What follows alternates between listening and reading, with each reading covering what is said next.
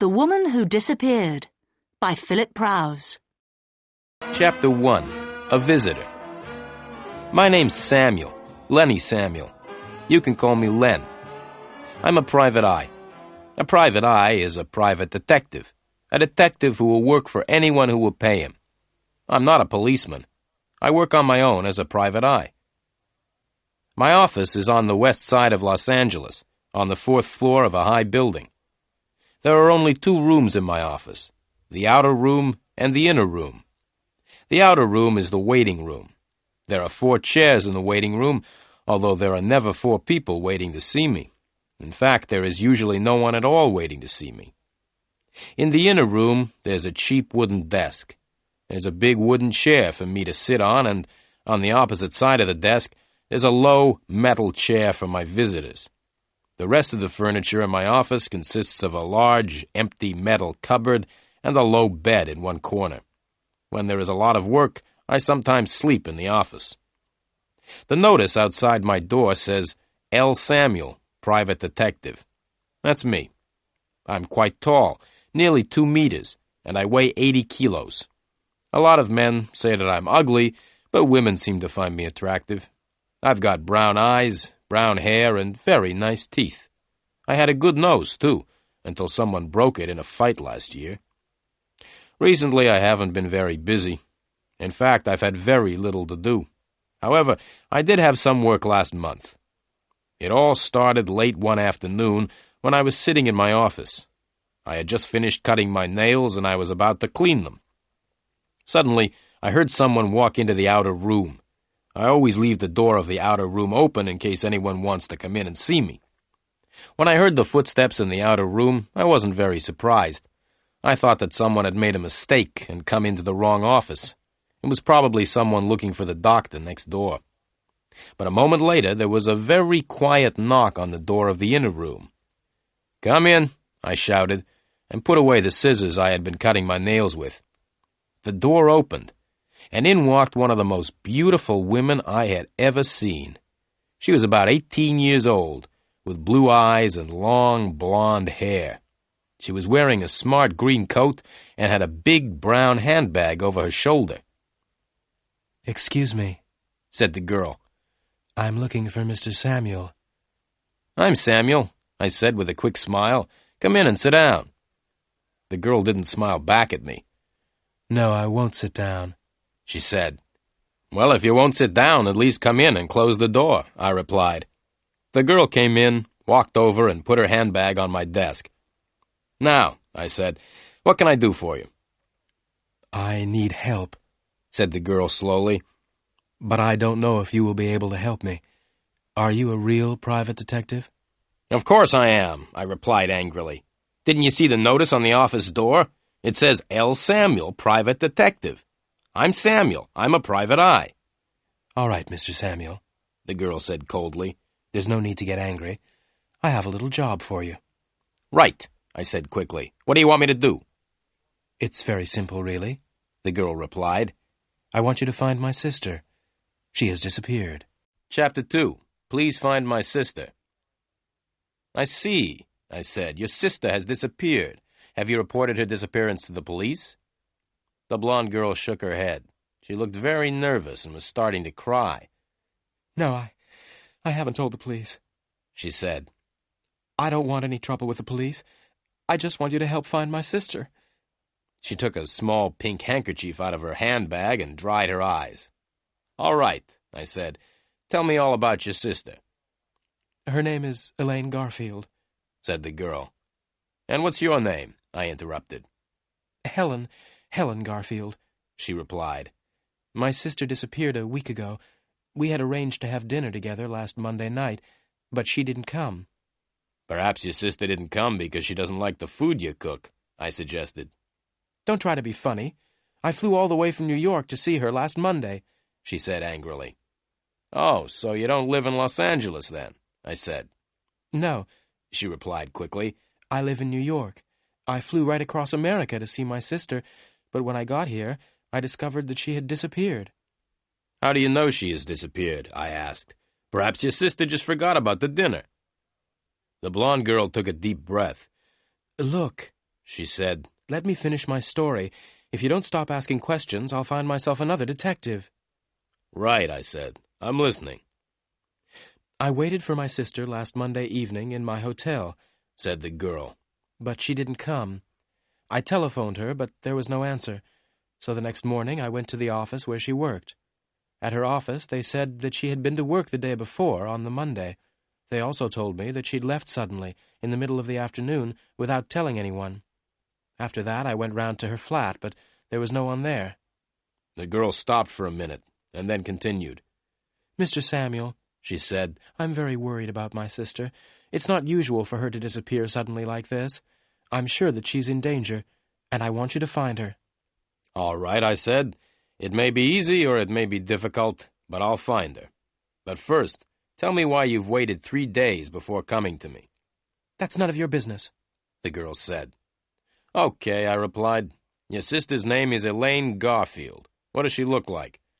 "Oh, that's easy," Helen Garfield replied. "She looks like me. We're twins. Now, Mr. Samuel, how much money do you charge?" $50 a day, I said. "Very well, Mr. Samuel," said the girl, "but $50 a day is a lot of money. I hope that you will work hard for it." "Oh, yes," I replied with a smile. "I'll work very hard. Now give me the address of your sister's flat and the name of the office where she works. I'll start work at once." The blonde girl wrote the addresses on a piece of paper and gave me the paper. "One more thing," I said. "Can you give me your address, too?" "That won't be necessary," she replied as she picked up her handbag. "I'll come and see you again tomorrow afternoon at 5 o'clock. Goodbye, Mr. Samuel." Without waiting for an answer, the girl turned around and walked out of the office. As I watched her walk out of my office, I smiled to myself. This is better than cleaning my nails, I thought. Then I began my work. Chapter 3. The Manson Building.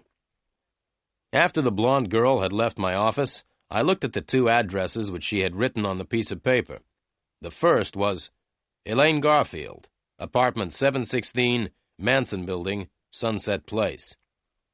The second address was Meyer and Meyer, attorneys, Title Insurance Building.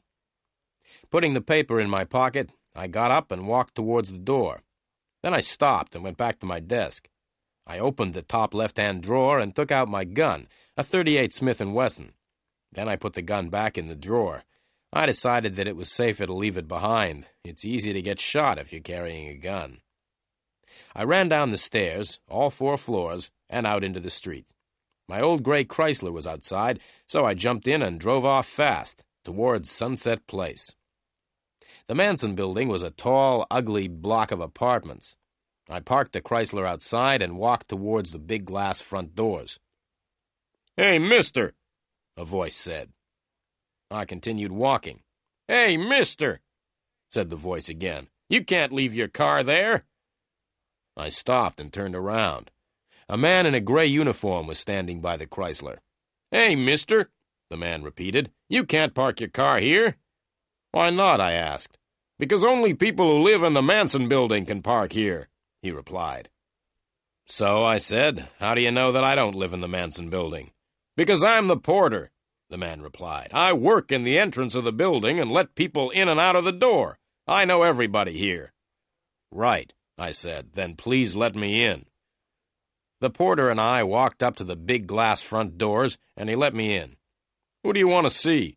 the porter asked. "Miss Elaine Garfield," I said. "She lives in apartment 716. "I'm sorry," the porter replied. "Miss Garfield is out." "When did she go out?" I asked, trying not to look interested. "Mind your own business," said the porter. "I'm not going to tell you, and I'm not going to let you go up to Miss Garfield's apartment when she's not there." "Why don't you go for a walk?" I said to the porter, and put $5 in his hand. I gave the porter the money to make him go away. The porter shook his head. "No," he said. I gave the porter $5 more. "Now go for a long walk," I said. The porter went out into the street, and I went up to apartment 716, Miss Elaine Garfield's apartment. Chapter 4. A very tidy apartment. I rang the bell beside the door of apartment 716 and waited. There was no answer. I rang again, but there was still no answer. Then I took a small, square piece of plastic out of my pocket. I looked around. I was alone. I pushed the piece of plastic into the space between the door and the door frame and moved the plastic up and down. In a minute, the door opened, and I went into the flat.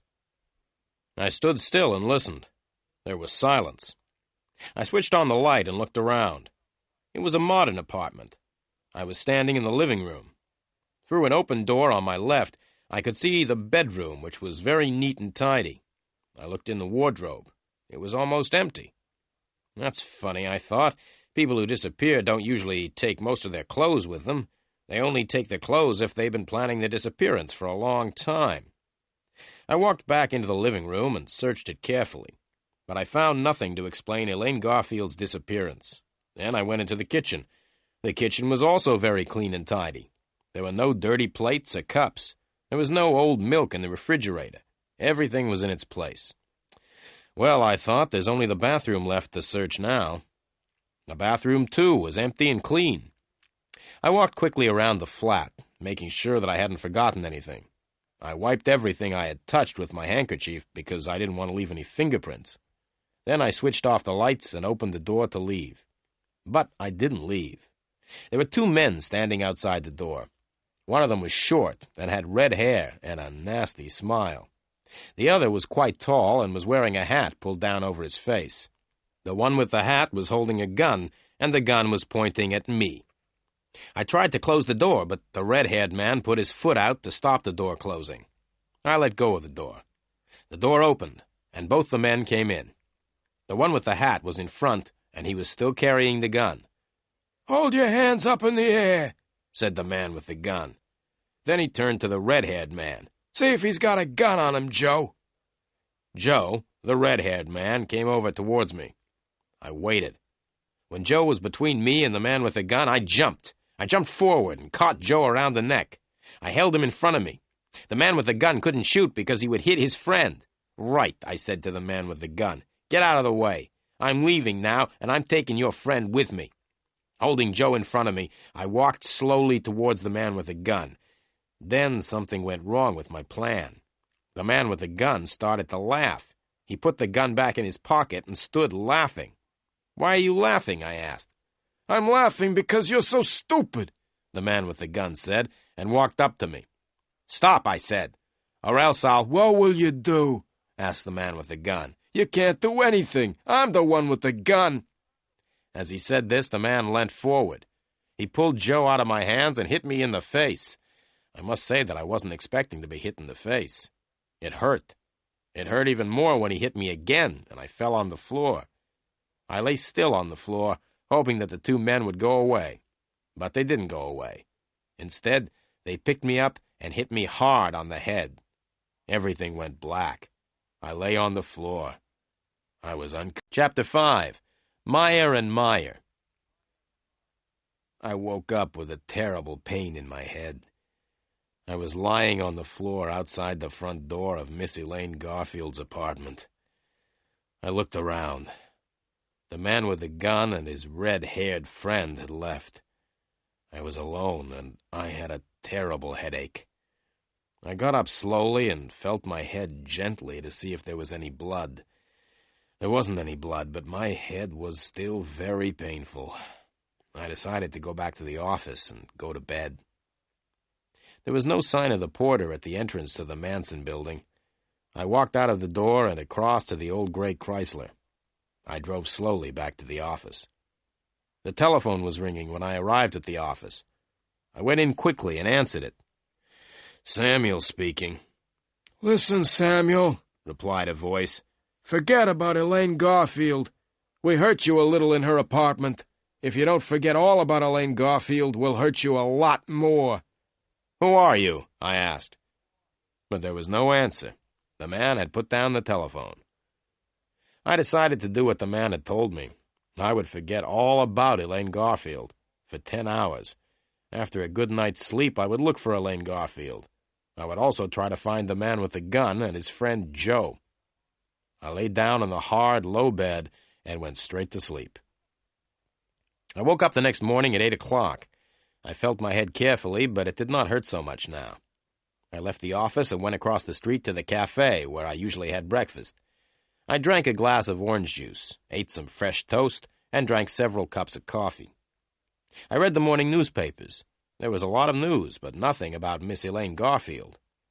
I looked at my watch, left the cafe, and walked over to the Chrysler. By 9 o'clock, I was outside the Title Insurance Building. At 3 minutes past 9, I was standing outside the door of Meyer & Meyer, attorneys. At 20 past 9, I was still standing outside the door. Nobody had arrived yet to work. At 9:30, the first secretary arrived, and at 18 minutes to 10, I was sitting in Mr. Meyer's office. "Well, Mr. Meyer," I said, "my name's Samuel, and I'm a private detective." "I'm pleased to meet you," Mr. Meyer said politely. He was about 55 years old, with a gray suit, gray hair, and a gray face. "Does Miss Elaine Garfield work here?" I asked. "Yes, she does," Mr. Meyer said, "but she hasn't been to work since Monday. Why do you want to see Elaine?" "Her sister has asked me to help find her," I replied. "Can you think of anything Elaine said or did which could explain her disappearance?" Mr. Myers scratched his head. "No," he said, "I'm afraid I can't help you." "Who did Elaine work with?" I asked. Mr. Meyer looked at me. "Why do you say, 'Who did Elaine work with,' and not, 'Who does Elaine work with?' Elaine's not dead, is she?" he asked. I looked straight back at Mr. Meyer. "I don't know if Elaine is dead or not," I said. "Would you be very sad if she was dead?" "Yes, of course I would be sad," Mr. Meyer replied angrily. "Are you trying to suggest that I know where Elaine is?" I smiled. "Now, don't get excited, Mr. Meyer," I said. "Can you tell me the name of anyone who works with Elaine? Anyone who shares a desk with her or works in the same room?" "Yes," Mr. Meyer said. "That's easy. Elaine shares a room with Susie Graham." I got up. "Thank you very much, Mr. Meyer," I said. "Where is Susie Graham's office, please?" "It's along the corridor," said Mr. Meyer. "The third door on the left." I thanked Mr. Meyer again and walked to the door.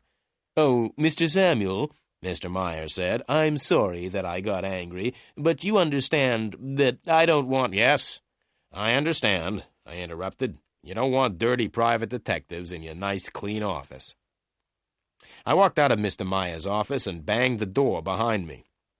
I walked slowly down the corridor and knocked on the third door on the left. "Come in," said a voice. So I went into the room. "Are you Susie Graham?" I asked. "Yes," said the girl sitting at the desk. "I'm Susie." I smiled at her. Susie was the kind of girl everyone smiled at. She was small and slim and had a pair of beautiful brown eyes. "What can I do to help you?" Susie asked.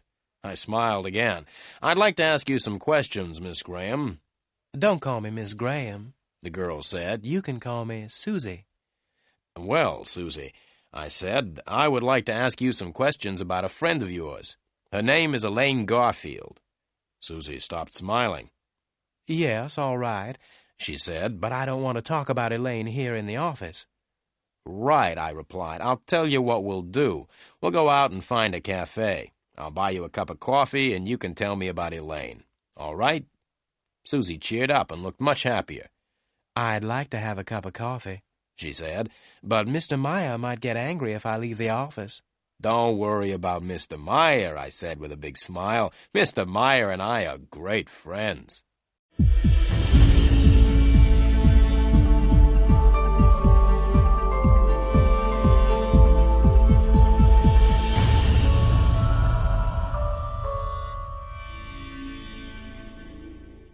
Chapter 6.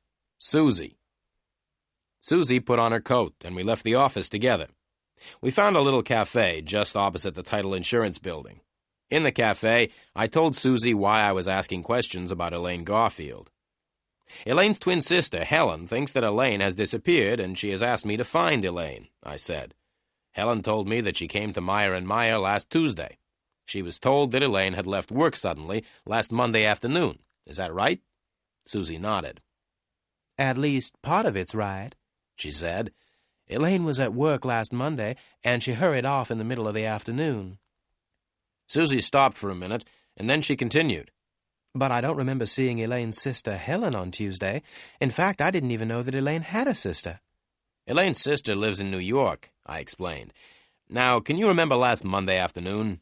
Did Elaine give any reason for leaving suddenly? Oh, yes, Susie said. Elaine said that she wasn't feeling well and was going to lie down. Did Elaine receive any visitors or phone calls last Monday afternoon? I asked. No, I don't think so, said Susie. No, wait a minute, I think... Yes, Elaine did receive a phone call just before she left. I smiled. I don't suppose that by chance you might have heard any of the telephone conversation. Certainly not, Susie replied. I don't listen to other people's phone calls. Can you think of any reason why Elaine disappeared? I asked. No, Susie replied. Elaine was always very friendly with everyone, and she didn't seem to have any troubles. Did Elaine have any special friends? Any men or women she talked about a lot? I asked. No, not really, Susie replied. Elaine and I used to be quite friendly, and we went out dancing together a lot, but recently we haven't been out together at all. I understand, I said, though I really didn't understand anything at all. Can you remember the last time you went out together? Can you remember the place you went to? Oh, that's easy, Susie said quickly. We went to the Las Cabanas Club. We always went there. It was about a month ago. We had an argument there, and we haven't gone out together since. What was the argument about? I asked.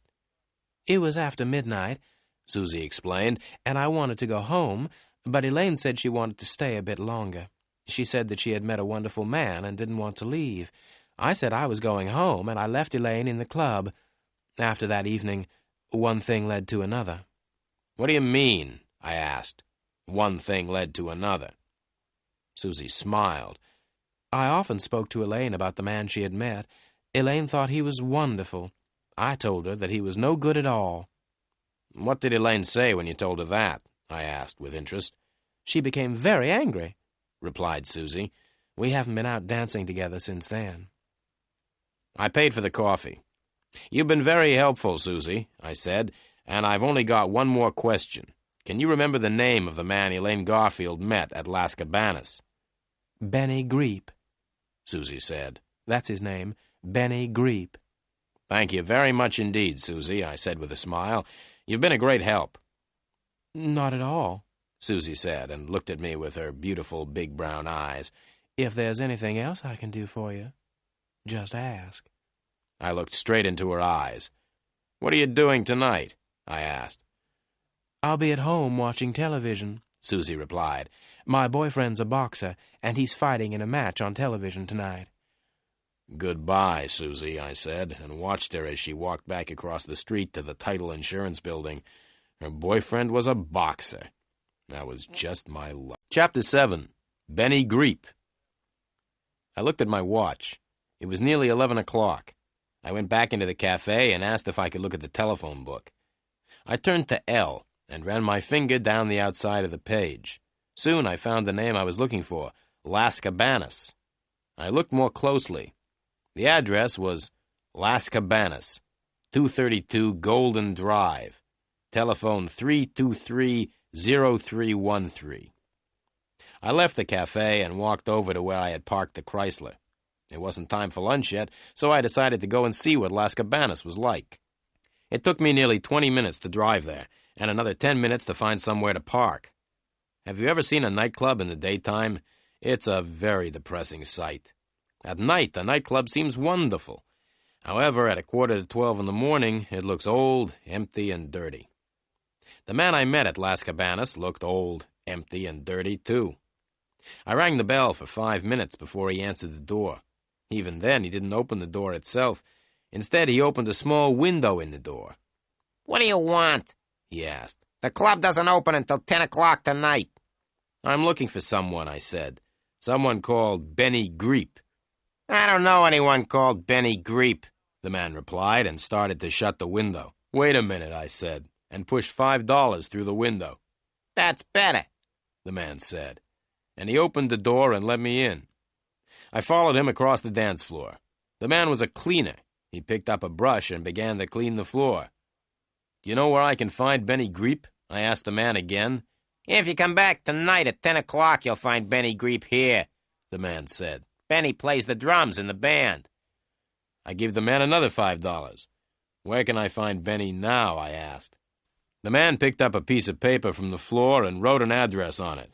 I took the paper and left immediately. As I drove the gray Chrysler away from Las Cabanas, I looked at the address the cleaner had written. 5314 Arvida Street, West Los Angeles. 5314 Arvida Street was an old block of apartments. I gave the porter a couple of dollars, and he told me which was Benny Greep's apartment. I walked up the narrow, dark stairs until I came to the 5th floor. I was looking for apartment 507. I knocked on the door of apartment 507 and waited. There was no answer, so I rang the bell. No answer. I knocked again, hard. There was still no answer. I pushed against the door, and it opened easily. I waited. There was no sound from the apartment, so I went in. The light was on, and the curtains were drawn. The apartment was very small. There was one main room, which was used as the living room, dining room, and bedroom. The room had 2 doors. One of the doors led into the kitchen, and the other into the bathroom. The main room was very untidy. The table was covered with dirty plates and glasses, and there was a full ashtray lying on the floor. There was a strange smell in the room. I looked into the kitchen. The kitchen was also dirty and untidy. I walked across to the bathroom and opened the door. Benny Greep was in the bath. His left hand was hanging over the side of the bath. The hand had neatly cut nails, and there was a gold ring on one finger. The wrist was covered by a shirt sleeve, which was rather dirty. I couldn't see the rest of the arm because it was under the water. Benny Greep's head was just out of the water. He had a handsome face and quite long black hair. His eyes were wide open. The only other parts of his body out of the water were his feet, but I couldn't see his toes because he still had his shoes and socks on. The bath water was red. I pulled out the plug in the bath to let the water out. When the bath was empty, I looked at the dead man more closely. He had been dead for several hours. He had been shot in the chest and then pushed into the bath. I looked on the floor by the bath. There was blood there, too, and I was standing in it. I moved back and cleaned the blood off my shoes with some water. Then I quickly looked round the main room again. The dead man's coat was lying on a chair, and I felt in the pockets. I found a few dollars and a driving license. The driving license had a photograph of the dead man on it. The license belonged to Benny Greep, and the address in the license was 5314 Arvida Street, West Los Angeles. The dead man in the bath was definitely Benny Greep. Chapter 8. Arrested for Murder. I moved around the room and carefully cleaned everything I had touched. I didn't want to leave any fingerprints. There was nothing in the room to connect Benny Greep with Elaine Garfield. I picked up the telephone and asked for the police. "I'm speaking from apartment 507, 5314 Arvida Street," I said. "There's a dead man in the bath." "Right," said the policeman at the other end of the telephone. "What's your name?" I told him. "Don't touch anything," the policeman said, "and stay where you are. A police car will be there in a few minutes." I put down the phone and sat down to wait. 3 minutes later, I heard the police car coming. The car stopped outside the building, and I could hear heavy feet running up the stairs. 2 policemen walked into the apartment. They were both wearing ordinary clothes and looked hot and tired. One was about 25 years old, the other about 40. The older policeman came up to me and showed me his police papers. "Where's the body?" he asked. I pointed to the bathroom. Both policemen went into the bathroom to have a look. The younger one came back first, shaking his head. All right, said the younger policeman. "Why did you do it?" "Do what?" I asked in surprise. "Why did you kill your friend in the bath?" said the young policeman. "He wasn't my friend," I replied. "I don't care if he was your friend or not," said the policeman. "Tell me why you killed him." "I didn't kill him," I said calmly. "Then what are you doing here?" asked the older policeman, coming in from the bathroom. "My name's Lenny Samuel," I explained. "I'm a private detective, and I came here to talk to Benny Greep. The door was open, and so I came in. I looked in the bathroom, and I found the dead man in the bath, so I telephoned the police. The dead man is Benny Greep." "Why did you want to talk to Benny Greep?" the younger policeman asked. "I'm sorry, I can't answer that," I replied. "Who are you working for?" asked the older policeman. "I'm sorry, I can't answer that either. I said. "As far as I know, Benny Greep's death doesn't have anything to do with the person I'm working for." "Tell me who you are working for," shouted the younger policeman angrily. "Take it easy," said the older policeman to the younger one. "You stay here until the other police arrive. I'm going to take Mr. Samuel down to the police station." I kept quiet and followed the older policeman out of the room and down the stairs. Outside the building, we got into my old Chrysler. The policeman drove. We were soon at the police station, where the policeman locked me in a small room. I sat down on a hard wooden chair in the locked room and tried to sleep. It was no use getting angry or upset at being arrested for murder. That is something you have to get used to if you are a private detective. It happens all the time. But I could not sleep. I was thinking about all the things which had happened since I had met Helen Garfield the day before. I couldn't sleep because several things were worrying me. But I couldn't remember what those things were. Chapter 9. Sergeant Murphy. While I was in the police station, I remembered one of the things which was worrying me. How had Joe and his tall friend known that I was in Elaine Garfield's apartment? The porter at the Manson building must have told the two men. I decided that I would go and talk to the porter when I left the police station. I sat back in the chair and looked at my watch. The time was nearly 4 o'clock. Then I remembered that Helen Garfield was coming to my office at 5 o'clock. I would not be there to meet her. But there was something else that was worrying me. It wasn't anything important. It was quite a small thing, but I couldn't remember what it was. Suddenly the door opened and a policeman came in. "Stand up," shouted the policeman. "Follow me." I stood up and followed the policeman out of the room and along a corridor. The policeman stopped, knocked on a door, and opened it. "Are you ready to see the private detective?" asked the policeman as he put his head around the door. Without waiting for an answer, the policeman opened the door wide and pushed me into the room. The policeman came into the room and closed the door behind him. In the room, there was a man sitting behind a desk. He was completely bald. He had no hair at all. He was about 55 years old, and his name was Sergeant Murphy. Sergeant Murphy had spent all his life in the police, and he didn't like private detectives. Sergeant Murphy sat looking at me. He looked at me for about 5 minutes without saying anything. I was standing in front of his desk, looking straight back at him. The silence didn't worry me. In fact, I quite liked it. The silence was much nicer than questions about what I'd been doing in Benny Greep's apartment. "What were you doing in Benny Greep's apartment?" asked Sergeant Murphy suddenly. "I wanted to talk to him," I replied. "Why did you kill Benny Greep?" shouted Sergeant Murphy suddenly. "I didn't kill him," I replied, and I told Sergeant Murphy the same story that I had told the policeman in Benny Greep's apartment. "I don't believe a word of what you've told me," said the sergeant. "Who are you working for?" "I'm sorry," I replied. "I can't tell you who I'm working for. As far as I know, Benny Greep's death has nothing to do with me or with the person I'm working for." I stopped and looked at the sergeant. I knew that what I had just said wasn't true. In fact, I thought Benny Greep's death was connected with Elaine Garfield's disappearance, but I couldn't tell the police. Helen Garfield had said that she didn't want the police to know about her sister's disappearance. Sergeant Murphy looked me straight in the eyes. "I hate all private detectives," he said slowly. "And you are the private detective that I hate the most. I don't think you're telling me the truth. I think you're hiding things from me. I think you know more about Benny Greep's death than you say you do. And you are going to tell me all you know. Now!" "I've already told you all I know," I replied quietly. Sergeant Murphy's face went red. The red color went up until it covered all of his bald head. "Don't try to play games with me!" he shouted. "Now get out!" "Can I go home now?" I asked. "No," said Sergeant Murphy. The sergeant told the policeman at the door to take me back to the small room and lock me up again. I went with the policeman and didn't argue. I don't like arguing with policemen. When I was alone in the room again, I sat down. I tried to remember the other thing that had been worrying me earlier. Someone had said something important, but I could not remember what it was. Chapter 10. The Yellow Car. I looked at my watch. It was 5:30. I was still at the police station.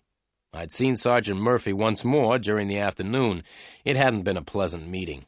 I hadn't told the sergeant who I was working for, and I hadn't told him why I'd wanted to talk to Benny Greep. 5:30. I wondered if Helen Garfield was waiting for me at my office. Suddenly, the door of the room opened, and Sergeant Murphy came in. "Get out," he said. "I've decided to let you go. Now go before I change my mind." I went before Sergeant Murphy changed his mind. As I got my car out of the police garage, I wondered why Sergeant Murphy had let me go. As I drove away from the police station, I noticed a small yellow car behind me. A minute later, I looked in the mirror again. The small yellow car was still behind me. I drove a little faster, and then suddenly turned right up a narrow street. At the end of the narrow street, I turned left, and then left again. Soon I was back on the main road. I looked in the mirror. The yellow car was still right behind me. So that was why Sergeant Murphy had let me go. The sergeant had ordered some policemen to follow me. They were going to watch what I did and who I met. I drove straight back to the office. As I parked the car outside, I noticed the yellow car had stopped across the road. I ran up the stairs and into my office. The door to the outer room was open, as usual, but the room was empty. Helen Garfield wasn't there. But there was a letter on the table, on top of the magazines. I picked the letter up and read it. "Dear Mr. Samuel, I came here at 5 o'clock and waited, but you didn't come. I must see you urgently. Meet me at Las Cabanas at 11:30 tonight. Helen Garfield." I put the letter in my pocket and looked at my watch. It was just after 6 o'clock. I had 5.5 hours before the meeting with Helen Garfield. There was plenty of time to go to the Manson building and talk to the porter. I got into the Chrysler and drove off towards the Manson building. The small yellow car was still following me. As I drove, I thought about Helen Garfield's letter. Why does she want to meet me at Las Cabanas, I asked myself. In fact, how does she know about Las Cabanas at all? She says that she lives in New York. I would have to ask Miss Helen Garfield a few questions the next time I saw her. But the most important thing now was to get away from the yellow car, which was still following me. I was going to the building where Elaine Garfield lived, and I didn't want the police to know. There were 2 men in the yellow car. I turned right, and the yellow car followed. I stopped, and the yellow car stopped. I turned the Chrysler around, and the yellow car turned around. I tried to drive faster than the yellow car, but the Chrysler was too old and too slow. I slowed down and waited until I was near the next traffic lights. Then, just as the lights were changing from green to red, I drove across them. The yellow car was too late. The lights were now red. But that didn't stop the car. It drove straight past the red light. Then, as I looked angrily in my mirror, something happened which made me laugh. A policeman on a motorbike drove after the yellow car. The policeman made the driver stop because he had driven past the red light. I drove away as fast as possible. In my mirror, I could see the driver inside the car arguing with the policeman on the motorbike. It was the funniest sight I had seen for a long time. I drove on towards the Manson building, happy to have escaped. I may even have sung a little because I was feeling so good.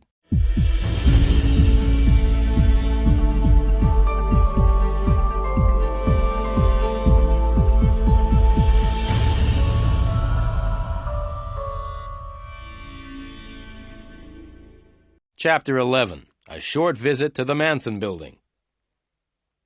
As I was driving happily towards the Manson building, I had a surprise. I looked in the mirror. The yellow car was coming up fast behind me. I drove as fast as I could, but the yellow car got closer and closer. Just then, a dog ran across the road in front of the Chrysler. I braked hard, and the tires screamed as the Chrysler stopped suddenly to avoid the dog. Then there was the scream of more tires as the driver of the yellow car tried to stop. There was a loud crash and a bang as the small yellow car ran right into the back of my big old gray Chrysler. The 2 men in the yellow car weren't hurt, but their car was badly damaged at the front. Oil and water were running out onto the road. The old Chrysler was not damaged at all. I got out and walked back to the yellow car. "You ought to be more careful," I said to the driver. "You were driving very dangerously. It's lucky for you that my car isn't badly damaged." But, the driver began to say, but I did not wait to listen. I ran back to the Chrysler, jumped in, and drove on. The last I saw of the yellow car was the 2 men pushing it to the side of the road. I was soon at the Manson building, and I went into the hall to look for the porter. I couldn't see him anywhere. Then I noticed the door with a sign on it saying porter. I knocked quietly, but there was no answer. I opened the door slowly and looked into the room. The porter was sitting at his desk, asleep. His feet were on the desk, and he was lying back in his chair. I walked quickly and quietly into the room and closed the door. I went up to the desk and noticed a piece of paper lying by the telephone. There was a telephone number written on the paper. 323-0313. Las Cabanas, I said to myself. That's the telephone number of the nightclub. Without waking the porter, I left the room.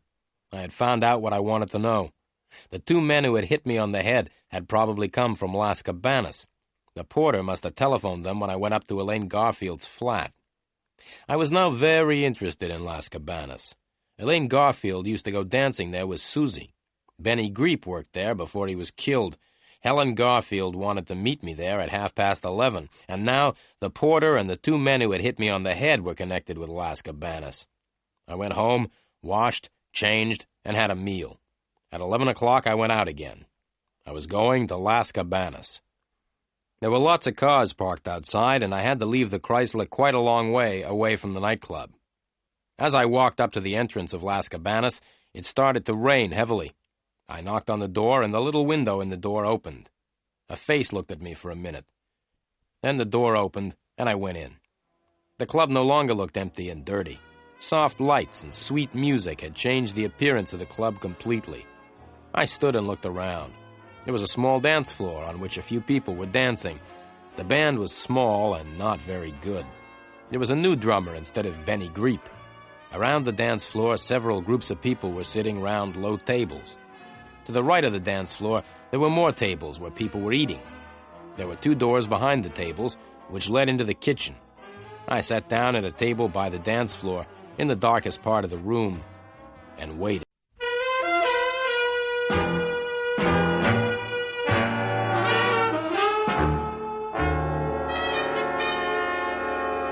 Chapter 12, Las Cabanas. Exactly at 11:30, Helen Garfield came into the nightclub.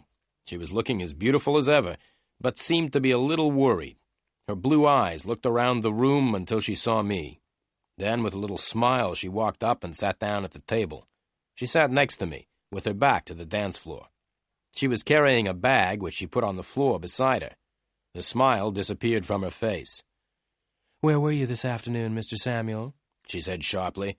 "I'm paying you $50 a day. In return for that money, I want you to do what I tell you. Now, why weren't you at your office this afternoon at 5 o'clock? I took a deep breath. "Well, Miss Garfield," I said, "it's a long story. Let's have a drink and I'll tell you all about it." A waiter came over and I ordered some drinks. When the waiter had gone, the beautiful blonde girl said, "Come on, Mr. Samuel, tell me." "Okay," I said, "but stop calling me Mr. Samuel. Call me Len.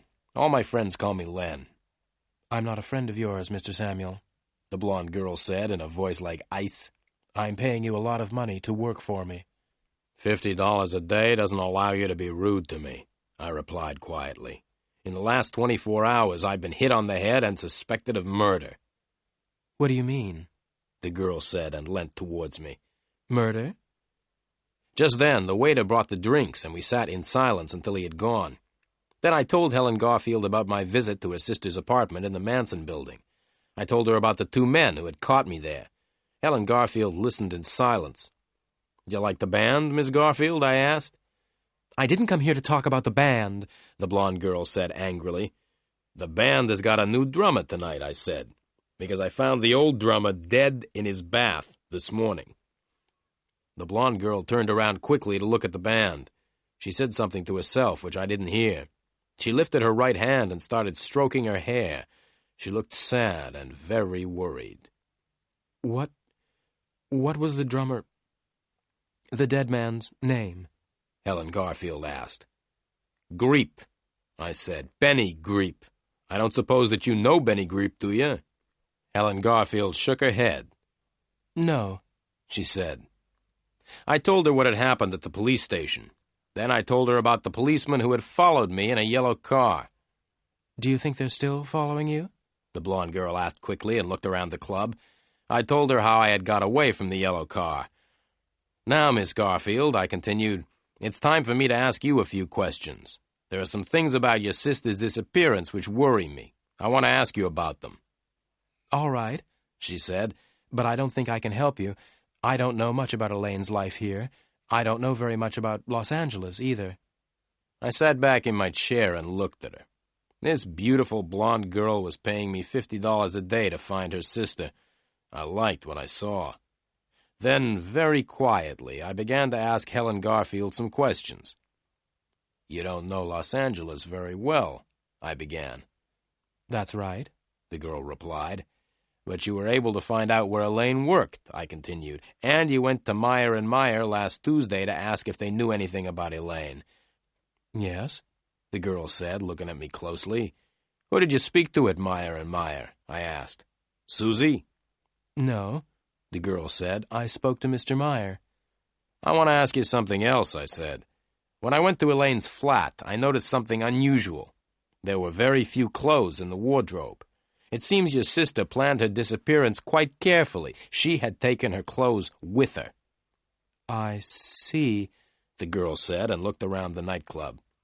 I waited until she looked back at me. Do you like it here? I asked.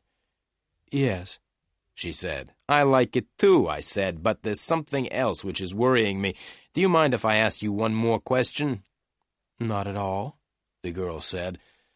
Well, I began, I've been wondering why you asked me to meet you here, at Las Cabanas.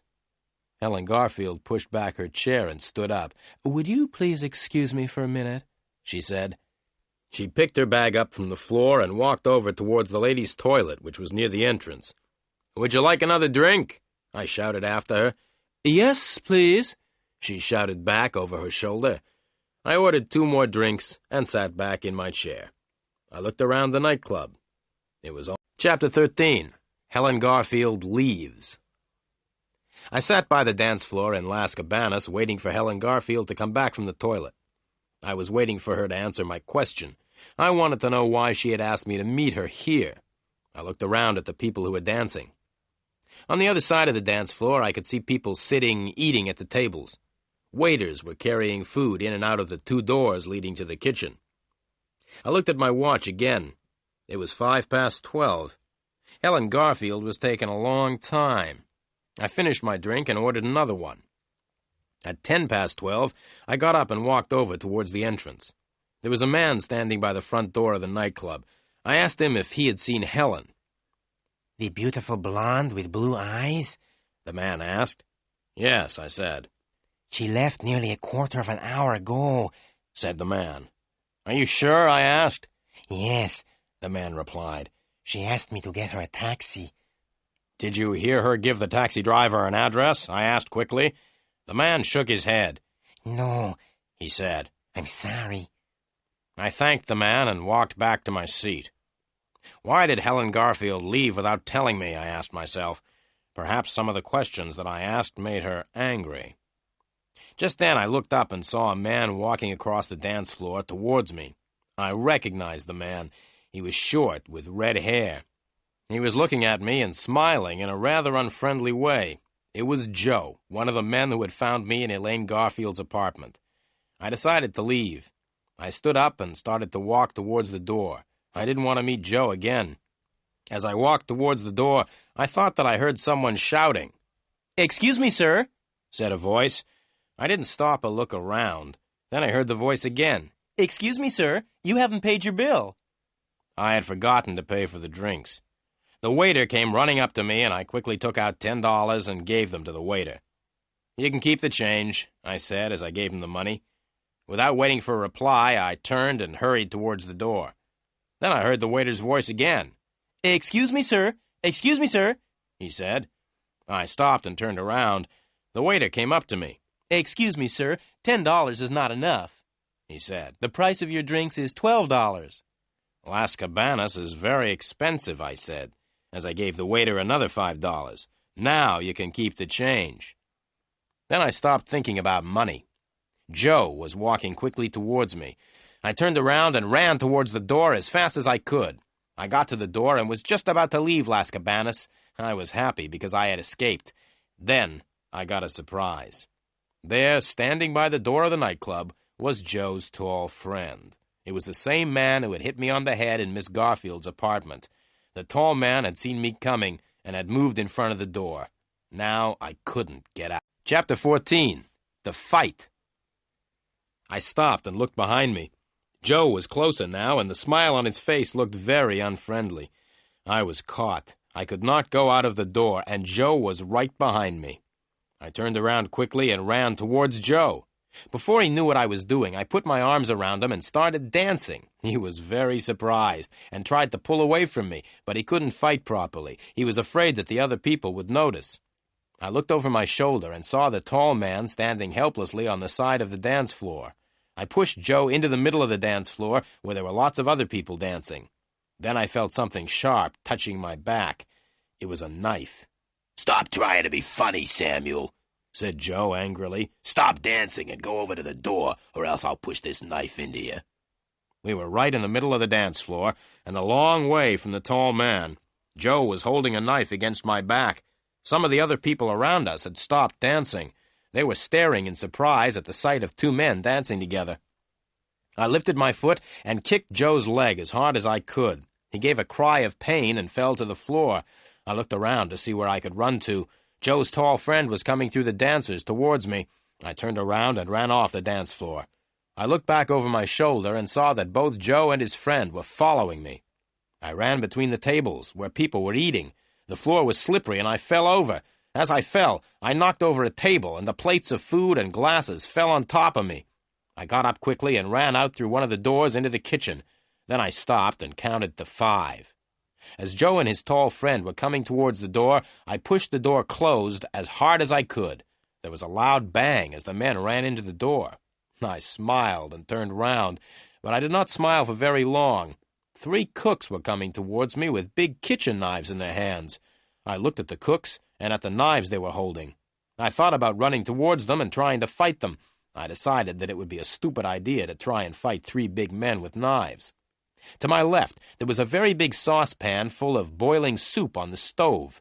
I picked it up and threw it at the cooks. There were loud cries of pain as the hot soup hit the 3 men. Just then, the door opened behind me.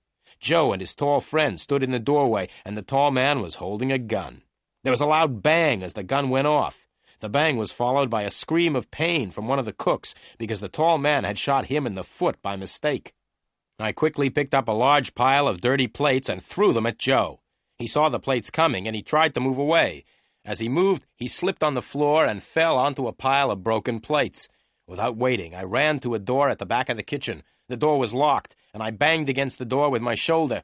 The lock broke easily, and I pushed the door open. As I ran out into the dark street, I could still hear the shouts and cries coming from the club. I came to the Chrysler and bent over to open the door.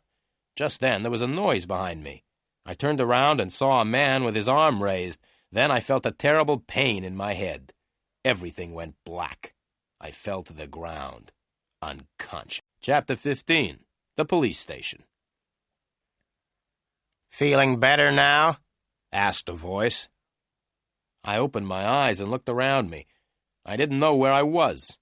I was lying on something hard, and there was a bright light on my eyes. "Where am I?" I asked. Then I realized where I was. I recognized the gray walls, the hard furniture, and the bright electric lights. I was in the police station again. "Feeling better now?" the voice repeated. I looked at the policeman who was talking to me. "Yes," I said, very slowly, "but my head feels as if it is breaking in half." "You're lucky to be alive," said the policeman. "A police car found you lying in the middle of the road on Golden Drive. You would have been hit by passing cars and probably killed if the police car hadn't found you." I thought for a moment. I wasn't sure how much the police knew. I didn't want to tell the police anything they did not already know. "Yes, I was lucky," I said. "By the way, what was a police car doing on Golden Drive?" "Oh," said the policeman, "there was a big fight at a nightclub called Las Cabanas. We had a telephone call to say that there was a madman in the club. The madman was breaking up all the furniture. A police car was sent to the nightclub, but the madman escaped before the police arrived. The police car was returning when it found you lying in the middle of the road. You were very lucky. The car nearly ran right over you." I smiled. "I don't feel very lucky," I replied. "In fact, I feel terrible." "Never mind," said the policeman. "Can you walk?" I stood up and walked a few steps. My head hurt, but otherwise I felt all right. "Yes," I said, "I can walk." "Good," the policeman said. "Let's walk along the corridor, then, and have a talk with a friend of yours." We went along the corridor. The policeman stopped at a door and knocked. There was a shout from inside the room, and the policeman opened the door. I walked into the room, and the policeman followed. He shut the door and stood in front of it. There was only one desk in the room, and behind the desk was a man. He was bald. It was my old friend, Sergeant Murphy. "Hello, Sergeant Murphy," I said, trying to smile. "How are you feeling tonight?" Sergeant Murphy didn't smile back at me. "Are you trying to be funny?" he asked. "It isn't night, it's morning. You've been unconscious all night." "Oh," I said. "Now," said Sergeant Murphy, "let's begin. I want you to tell me why you were lying unconscious in the middle of Golden Drive at 12:30 last night. You were a danger to the traffic." "I thought that the traffic was a danger to me," I replied, but the sergeant didn't even smile. "I'm waiting for you to tell me what happened," said the sergeant. "Nothing much happened," I began. "I spent part of the evening at Las Cabanas and left just before midnight. I walked back to my car. Just as I was about to get into the car, someone hit me over the head. That's the last I remember. This policeman," and I pointed to the one standing by the door, "told me that I had been found in the middle of the road. Someone must have put me there." Sergeant Murphy smiled. "Yes," he said. "Someone who wanted to kill you put you in the middle of the road. Someone was hoping that a car would hit you and kill you." I smiled back at the sergeant. "Can you think of anyone who would want to kill you?" the sergeant asked me. "Oh, yes," I replied. "Hundreds of people would like to kill me, including a few policemen."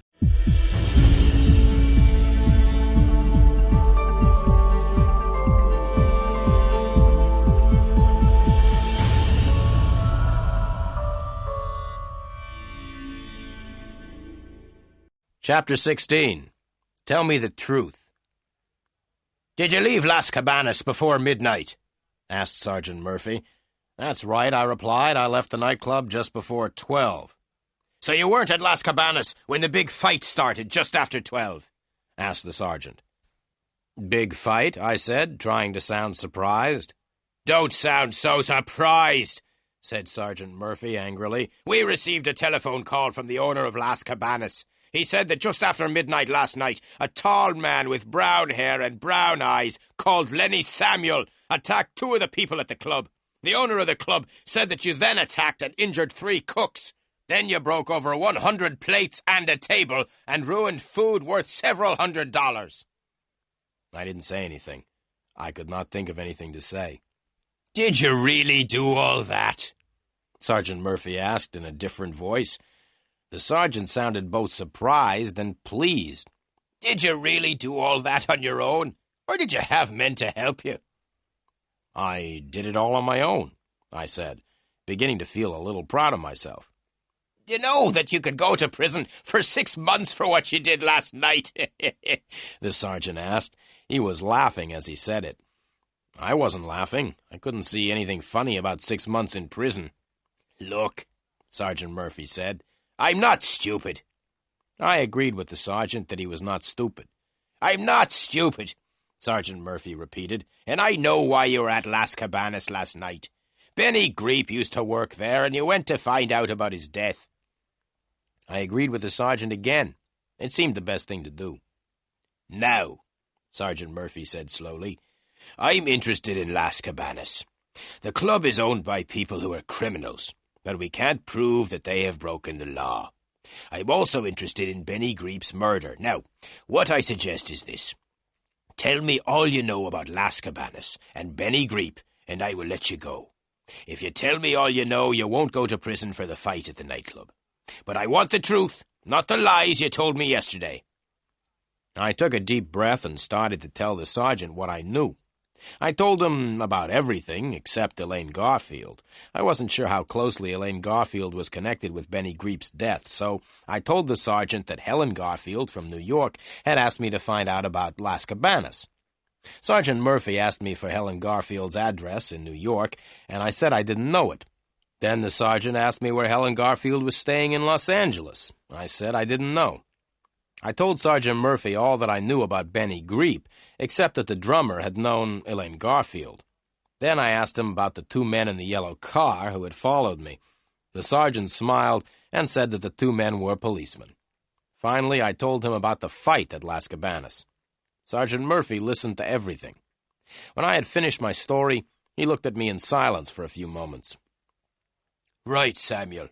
I hope that you've told me the truth, and all the truth. If you've been telling me more lies, I'll make sure that you go to prison for 6 months because of the fight at Las Cabanas. Now you can go." I stood up. "Thank you," I said with a smile. "Sit down," he said, "and listen. You can go, but you must promise to tell me anything you find out about Las Cabanas and about Benny Greep." "I promise," I said quickly, and stood up. "Wait a minute," said Sergeant Murphy. "I've one more thing to tell you. I'm going to telephone the New York police. I'm going to ask them to find out all they can about Helen Garfield. If the police in New York discover that you've told me lies about Helen Garfield, you will be in very serious trouble." I told the sergeant not to worry and thanked him very much. I left the police station feeling very happy because Sergeant Murphy had let me go. I called a taxi and went out to Golden Drive to get the Chrysler. Chapter 17. Telephone Calls. I drove the Chrysler back to the office and walked up the stairs. The office looked just the same. There were no letters for me. I went down to the cafe and had a late breakfast. As I drank my coffee, I thought about some of the things Helen Garfield had told me at Las Cabanas before the fight. I decided to check one of the things immediately and walked over to the telephone. I opened the telephone book and looked under M until I found the telephone number of Meyer and Meyer. I picked up the telephone and dialed the number. "Meyer and Meyer, good morning," said a voice which I recognized. "Can I help you?" "Hello, Susie," I said. "This is Lenny Samuel. Do you remember me?" "Of course I remember you," said Susie. "Did your boyfriend win his boxing match on television?" I asked. "No," Susie replied, "and anyway, he's not my boyfriend anymore." "Really?" I said happily, thinking that perhaps I could ask Susie to go for a drink with me. "Yes," Susie said. "The boxer had a fight with my new boyfriend outside my house last night." "And who won?" I asked. "My new boyfriend," replied Susie. "Oh," I said sadly, "and what does your new boyfriend do?" "My new boyfriend's a weightlifter," Susie replied. "He lifts big weights in competitions." I was about to say goodbye. Then I remembered that I had not telephoned to speak to Susie. I wanted to speak to her boss, Mr. Meyer. "Can I speak to Mr. Meyer, please, Susie?" I asked. "Right," Susie said. "I'll put you through to Mr. Meyer. Goodbye." There was a pause, and then I heard Mr. Meyer's voice. "Hello, Meyer speaking." "Good morning, Mr. Meyer," I said in a deep voice. I had put my handkerchief over the telephone so that Mr. Meyer would not know my voice. "This is the police," I said. "Sergeant Murphy speaking." I pretended to be Sergeant Murphy so that Mr. Meyer would answer my questions. "Good morning," said Mr. Meyer. "What do you want to ask me about?"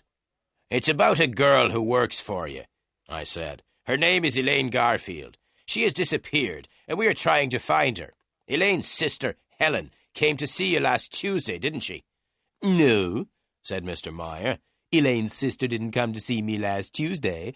I didn't know that Elaine had a sister until a private detective told me. He said that Elaine's sister was called Helen." The telephone line was very bad, and it was difficult for me to hear what Mr. Meyer was saying. "What did you say?" I asked. "I said that Elaine's sister was called Helen," replied Mr. Meyer. "The names are very similar, aren't they?" "Thank you very much, Mr. Meyer," I said, and put the telephone down. Mr. Meyer was right. The names Helen and Elaine were very similar. Elaine Garfield had disappeared, and so far I was the only person who had met Helen Garfield. I left the cafe and walked back up to my office. As I climbed the stairs, I could hear my telephone ringing. I didn't hurry. I walked slowly along the corridor into my office and answered the telephone. "Is that Samuel?" the voice said. I recognized the voice at once. It was Joe. "Yes," I said. "This is Len Samuel."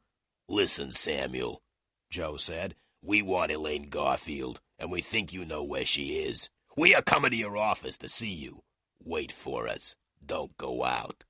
"But I started, but it was too late. Joe had put the telephone down.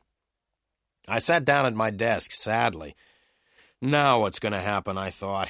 Joe and his friend will come to see me. They'll ask me if I know where Elaine Garfield is, but I don't know where she is.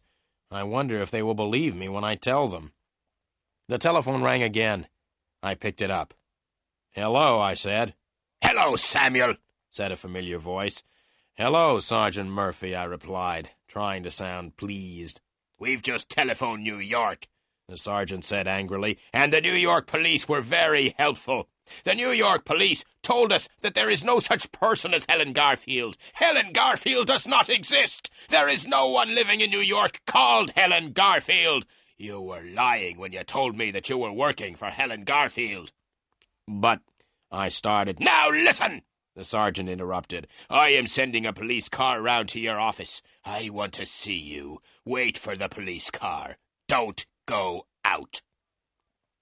The sergeant put down the telephone, and I sat back in my chair. I was worried. What would happen now? Joe was coming to see me, and so was a policeman. I tried to think of what I would say to them both. I hoped that the policeman and Joe would not arrive at Chapter 18.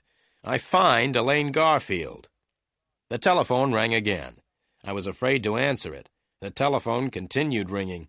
Finally, I did answer it. "Hello," I said. "Is that Mr. Samuel?" asked a voice. It was Helen Garfield. "Yes, Miss Garfield," I replied. "This is Len Samuel speaking." "I must see you," said Helen Garfield. "Well, I would like to talk to you too, Miss Garfield," I said slowly. "I think there are a lot of things you and I must talk about." "Right," the girl said. "Meet me at the Seventh Man Cafe in 5 minutes. Do you know where the cafe is? It's about half a mile from your office." "I know the Seventh Man," I replied, "but I can't meet you in 5 minutes because I'm expecting visitors." "You must come at once, Mr. Samuel," she said. "But," I began. It was too late. Helen Garfield had put her telephone down. I got up from the chair and walked to the door. I decided to go and meet Helen Garfield. Both Joe and Sergeant Murphy had told me not to go out, but I decided I would rather talk to Helen Garfield than to the policeman or to Joe. If Joe and the policeman came when I was out, they could talk to each other. I left the building and drove the Chrysler down the road. I was very lucky because I was able to park right outside the Seventh Man. I walked into the cafe. Helen Garfield was sitting at a table in the corner. I walked over and sat down beside her. I asked the waiter for a cup of coffee. I drank the coffee without saying anything. Then I put the cup down and looked at the beautiful blonde girl sitting beside me. "Miss Garfield," I said, "you are a very beautiful girl, but I think you are a liar. I think that everything you've said to me has been lies. I don't think you've ever told me the truth." The blonde girl's face slowly became red. She looked straight at me. "Mr. Samuel," she said, "I'm paying you a lot of money to work for me. I asked you to find my sister. I didn't ask you to call me a liar." "Well, Miss Garfield, I think I have found Elaine Garfield. Would you like me to tell you where she is?" "Yes," the blonde girl said. "Where is Elaine?" "She's here in this cafe," I said. "Elaine Garfield is sitting next to me. You are Elaine Garfield. Helen Garfield doesn't exist. You pretended to be Helen Garfield, but there really never was any such person. The police in New York say that Helen Garfield doesn't exist," I went on. "Helen Garfield and Elaine Garfield are the same person. You are Elaine Garfield, and you pretended to be Helen." The blonde girl stood up angrily. "How much money do you want, Mr. Samuel? You are no longer working for me," she shouted. "Sit down," I said quietly. The blonde girl did not sit down, so I pulled her down beside me. "Now listen, Miss Garfield," I said firmly. "You are going to tell me all about yourself and why you came to see me. I want to know all about Benny Greep and Las Cabanas. I want to know why you disappeared." "I won't tell you anything," she said. "Oh, yes, you will tell me everything," I replied. "You'll tell me everything, or else I'll take you straight to the police. You see, the police are looking for me at this moment. The police think that I may have killed Benny Greep," I continued. "The police know that I had a fight at Las Cabanas last night. A red-haired man and his tall friend are also chasing me. They are the two men who started the fight at Las Cabanas. They will try to kill me if I don't tell them where you are. So you see, Miss Garfield, I think you had better tell me everything. I'm the only person who can help you." The blonde girl sat in silence for a minute. Then she began to cry. "All right," she said. "I'll tell you everything. I am Elaine Garfield." Chapter 19. Everything is explained. I looked at the blonde girl. "So, you agree that you're really Elaine Garfield and not Helen," I said quietly. "Now tell me about Benny Greep." The girl took a deep breath. "Susie Graham and I used to go out dancing together a lot," said Elaine. "We often went to Las Cabanas. One night when we were there, I met a wonderful man called Benny. Benny was the drummer in the band. I liked him very much and went to the nightclub very often to see Benny. We became very good friends." The girl stopped again and took out her handkerchief. "Go on," I said quietly. "I used to go to Las Cabanas to see Benny nearly every night. But it was difficult for us to talk to each other," the girl continued. "Why was it difficult for you and Benny to talk to each other?" I asked. "Because Benny was the drummer in the band, of course," Elaine Garfield replied. "We couldn't talk to each other very much, because he was playing with the band most of the evening." "I understand," I said, and ordered 2 more coffees. "So I spent a lot of time in Las Cabanas watching Benny play the drums," the girl said. "And I also watched everything else which happened in the nightclub." "What did you see?" I asked. "I didn't notice anything unusual at first," the girl replied, "but after a few nights I noticed that the same people always came to the club at the same time." "Which people?" I asked. "There was a red-haired man, a tall man who never took off his hat, and 1 or 2 others," said Elaine Garfield. "Yes," I said, "I think I have met 2 of them. They were the men who hit me on the head in the Manson building." "Anyway," the girl continued, "one night I asked Benny why these men came to the club every night. Benny told me not to ask questions, so I watched the men more carefully afterwards and noticed that they always arrived with bags. But when the men left, they weren't carrying bags." "What did you do then?" I asked. "I asked Benny about the men again," she said. "Benny said that there were a lot of strange things happening at Las Cabanas and that it was dangerous to ask questions." The waiter brought the coffees, and Elaine waited until he had gone. "One night," she continued, "one of the men was sitting at the table next to me. He was talking to some other men, and he opened the bag that he was carrying. I was sitting quite close, and I could see into the bag. The bag was full of diamonds and jewelry." "Really?" I said, and drank my coffee. "I told Benny about the bag of jewelry later on in the evening," continued Elaine. "Benny was very excited at the news. He told me that he had known for a long time that criminals used Las Cabanas. They used the club as a place to buy and sell stolen things. Benny and I talked all evening about the bag of jewelry. Benny said that the jewelry was stolen. The men who were selling it were criminals, and they had stolen the jewelry. Well," Elaine continued, "Benny wanted to steal one of the bags. He said that the jewelry was stolen, so it didn't matter if we stole it from the criminals. I agreed to help him. We hoped to sell the bag and to use the money to go away together." "I see," I said. "And did you help Benny to steal the bag of jewelry?" "Yes. We waited for nearly a week," Elaine replied. "Then, last Sunday, I had a chance to steal the bag. It was at the end of the evening, and nearly everyone had left the club. I had found out where they hid the bag, and I was able to take it and give it to Benny. Benny had big bags in which he carried his drums. It was easy for him to hide the bag of jewelry in the drum bag. We left the club together with the bag of jewelry. We decided to hide the jewelry in my apartment and then sell it later. The next day was Monday," Elaine continued, "and I went to work. In the afternoon, I had a telephone call from Benny. Benny said that the red-haired man knew that the bag of jewelry had been stolen. He was very angry. Benny told me to stop work and go home. He told me to stay at home to make sure that no one came to take the jewels. Benny was going to continue working at Las Cabanas. Then no one would think that he had stolen the jewels. And did you stay at home, I asked. Yes, I stayed at home for 3 days, Elaine replied. But I was afraid that the red-haired man would find out where I was living. Then he would come to get the bag of jewelry. So what did you do? I asked. That was easy, she said with a smile. I moved into a hotel in the center of the town and then came to see you. But why did you come to see me? I asked. To make sure that I was safe, said Elaine. I pretended to be my sister and said that I had disappeared. I asked you to find me. Then I knew that I was safe. Why? I asked. Because you were looking for me, Elaine continued. If the men from Las Cabanas found me or took me away, you would find out and chase them. Thank you very much for thinking that I am such a good detective, I said. But why didn't you tell me the truth? That's easy, said Elaine. I didn't want to tell you. Chapter 20. I'm sorry, Mr. Samuel.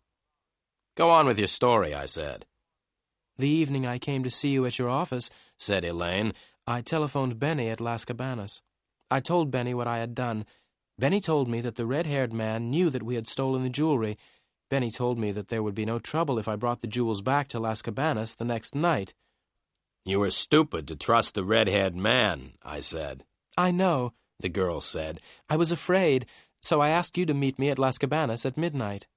So you didn't know that Benny was dead until I told you at Las Cabanas, I said. No, Elaine said. That is why I ran away before midnight.